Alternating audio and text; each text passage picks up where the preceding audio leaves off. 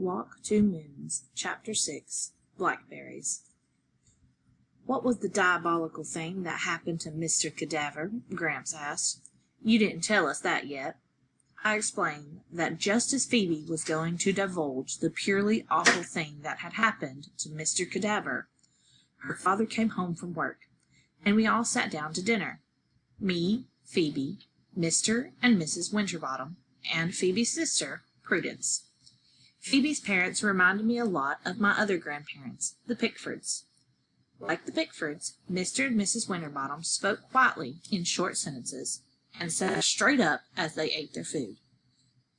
They were extremely polite to each other, saying, "Yes, Norma," and "Yes, George," and "Would you please pass the potatoes, Phoebe?"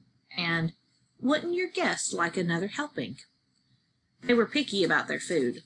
Everything they ate was what my father would call side dishes: potatoes, zucchini, bean salad, and a mystery casserole that I could not identify. They didn't eat meat. They didn't use butter. They were very much concerned with cholesterol. From what I could gather, Mr. Winterbottom worked in an office creating road maps. Mrs. Winterbottom baked and cleaned and did laundry and grocery shopping. I had a funny feeling that Mrs. Winterbottom didn't actually like all this baking and cleaning and laundry and shopping. And I'm not quite sure why I had that feeling, because if you just listened to the words she said, it sounded as if she was Mrs. Supreme Housewife. For example, one point Mrs. Winterbottom said, "I believe I've made more pies in the past week than I can count." She said this in a cheery voice. But afterwards, in the small silence when no one commented on her pies, she gave a soft sigh and looked down at her plate. I thought it was odd that she baked all those pies when she seemed so concerned about cholesterol. A little later she said, "I couldn't find exactly the brand of Mullison you like so much, George, but I bought something similar." Mr. Winterbottom kept eating, and again, in that silence, Mrs. Winterbottom sighed and examined her plate. I was happy for her when she announced that since Phoebe and Prudence were back in school, she thought she would return to work. Apparently, during the school terms, she worked part-time at Rocky's Rubber as the receptionist. When no one commented on her going back to work, she sighed again and poked her potatoes. A few times Mrs. Winterbottom called her husband Sweetie Pie and Honey Bun. She said, "Would you like more zucchini, Sweetie Pie?" and "Did I make enough potatoes, Honey Bun?" For some reason, that surprised me, those little names she used.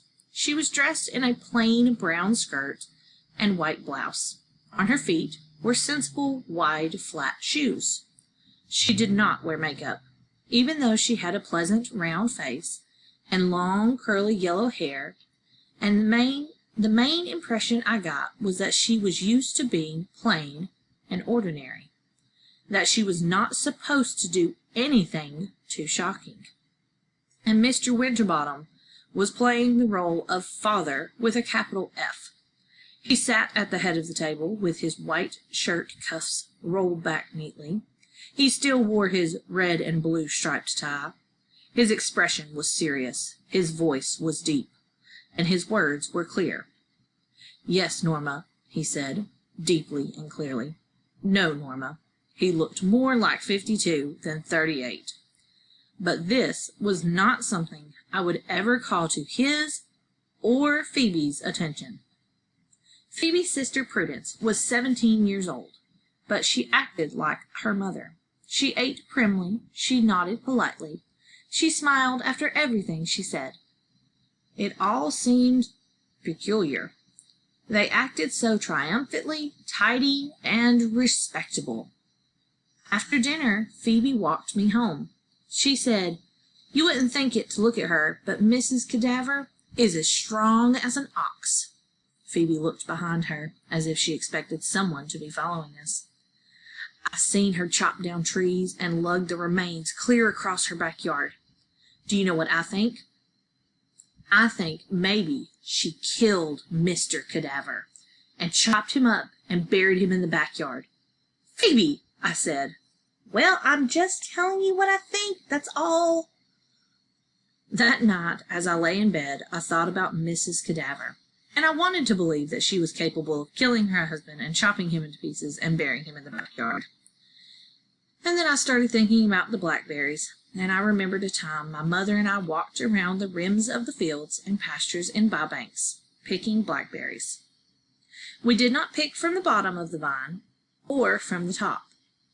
The ones at the bottom were for the rabbits, my mother said. The ones at the top were for the birds. The ones at people height were for people. Laying in bed, remembering those blackberries, made me think of something else, too.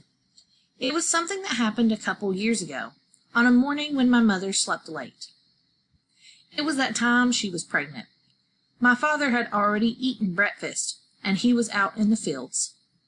On the table, my father had left a single flower in each of 2 juice glasses, a black-eyed Susan in front of my place, and a white petunia in front of my mother's. When my mother came into the kitchen that day, she said, "Glory!" She bent her face towards each flower. "Let's go find him."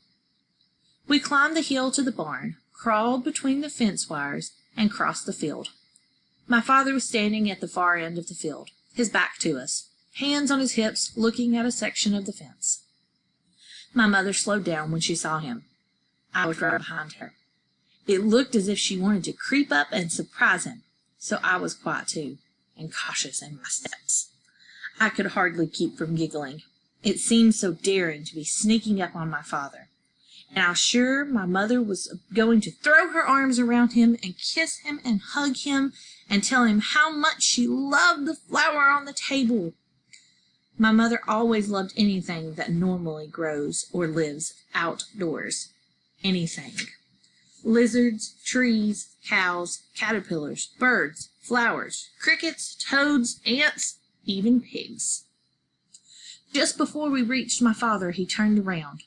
This startled my mother and threw her off guard. She stopped. "Sugar," he said.